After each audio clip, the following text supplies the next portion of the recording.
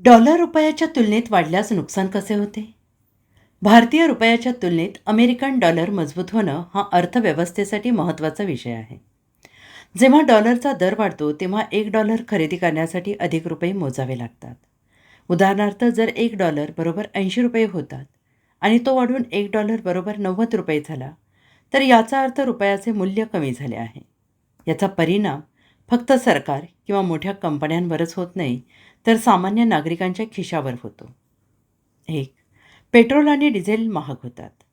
भारत आपल्या गरजेपैकी मोठ्या प्रमाणात कच्चे तेल आयात करतो.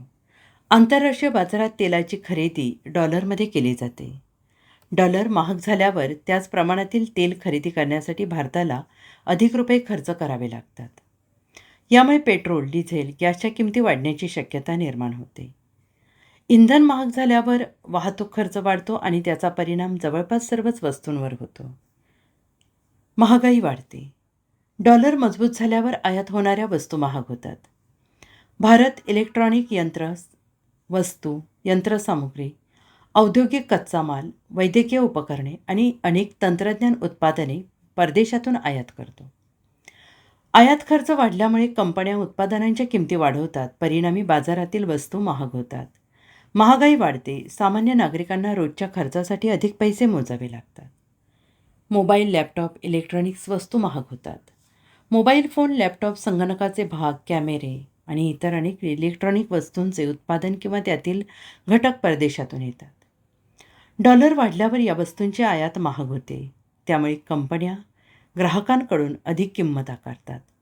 यामुळे नवीन मोबाईल किंवा लॅपटॉप खरेदी करणे अधिक खर्चिक बनते.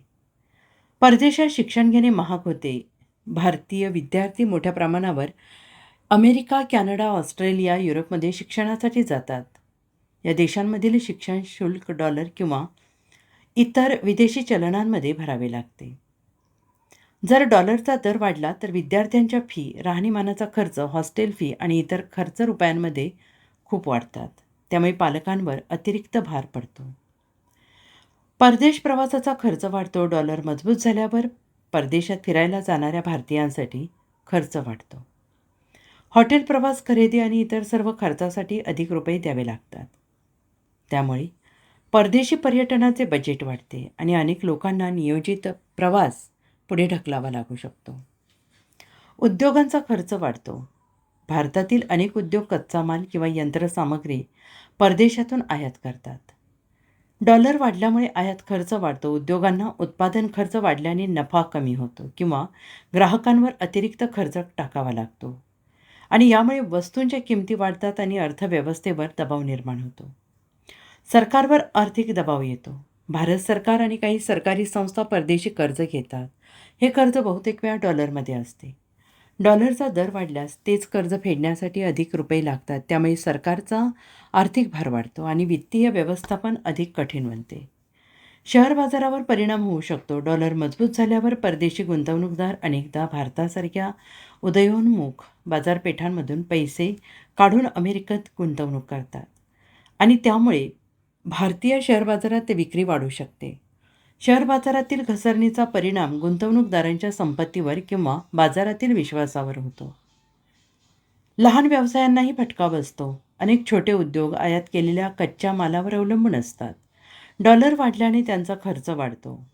मोठ्या कंपन्यांकडे अतिरिक्त खर्च सहन करण्याची क्षमता असते, परंतु लहान उद्योगांना नफा टिकवून ठेवणे कठीण जाते.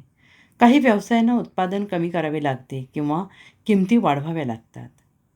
सामान्य नागरिकांच्या बचतीवर परिणाम होतो.